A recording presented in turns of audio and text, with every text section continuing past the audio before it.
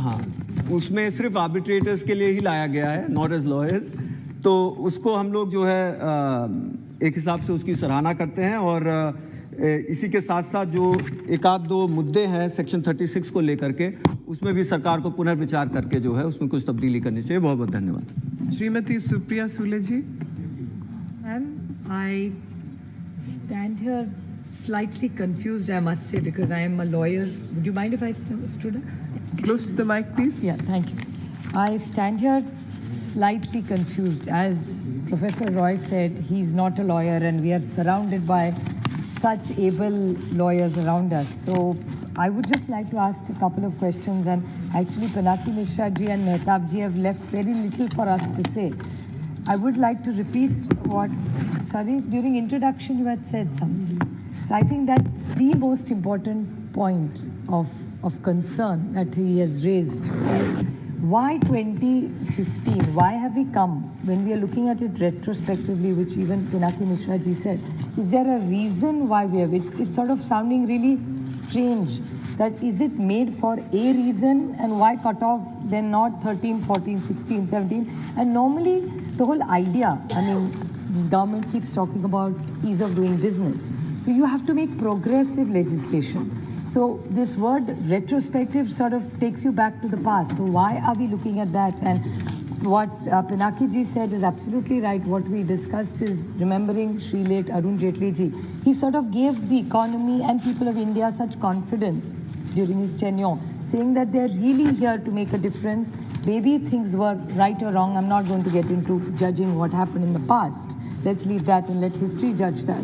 But do we really need to do this? And unfortunately, what has happened, we've made a lot of changes over the last. We've always supported this.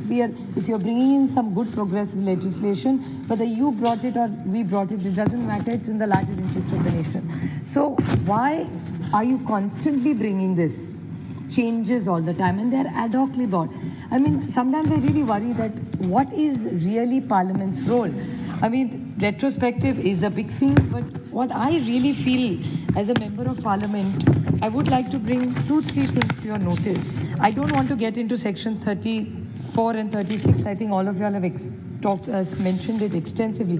As a member of Parliament, I would just like to bring one thing to everybody's notice and to this August House and to all the, I think we should all put our minds together, and there are so many very wise people here, and the larger wisdom of this group is Article 121 of the Constitution, Article 122 of the Constitution, and Article 368 of the Constitution. Yesterday, if you remember, ma'am, that Sri Premchandra ji also raised it, that constantly we unfortunately see a conflict between Parliament and the courts.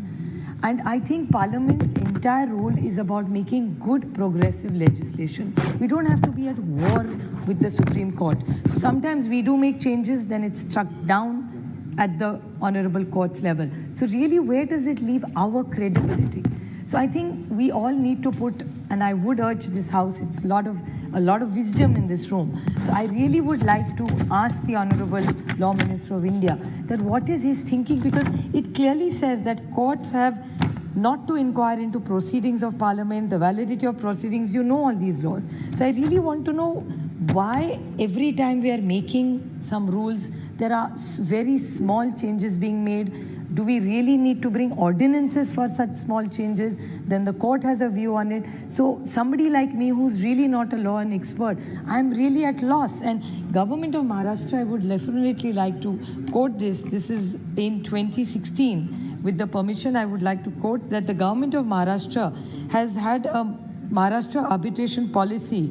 All state governments contract with a value of over 5 crores shall contain an arbitration clause. And in simpler words, to explain it, that the government agencies such as MADA, MMRDA, which make large infrastructure contracts, it's going to become much easier for both the sides to arbitrate. And what it says is such proceeding. Earlier in the case of dispute, the government agencies used to appoint its own officials and former officials to arbitrate, a practice that was criticized by both domestic and foreign investors.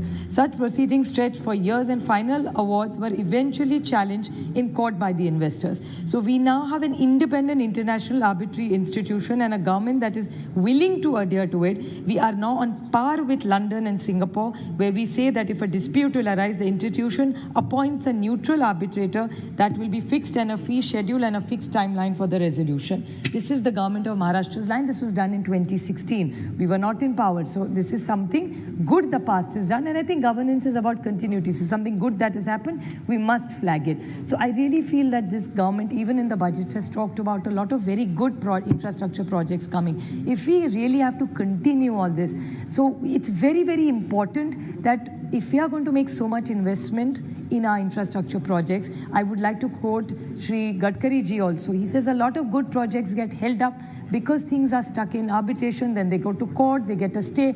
It's like a rigmarole. You're chasing your own tail and nothing really comes out of it. It happens in national highways. It happens in many infrastructure projects. So if we are really committed to such large infrastructure projects, it's very important that we have a very good, healthy arbitration system and not make those several changes and give confidence. You keep claiming that in ease of doing business, the government has really gone up in the ladder, which is a very good thing if it's a factual situation. So I humbly request the government that please clarify to us why 2015, why it sounds a little bit strange and odd. I wouldn't say the word fishy because we are in parliament, but I think we really need to introspect why that. And second, a very good and a robust system where everybody's interests are protected in the larger interest of the nation. Thank you.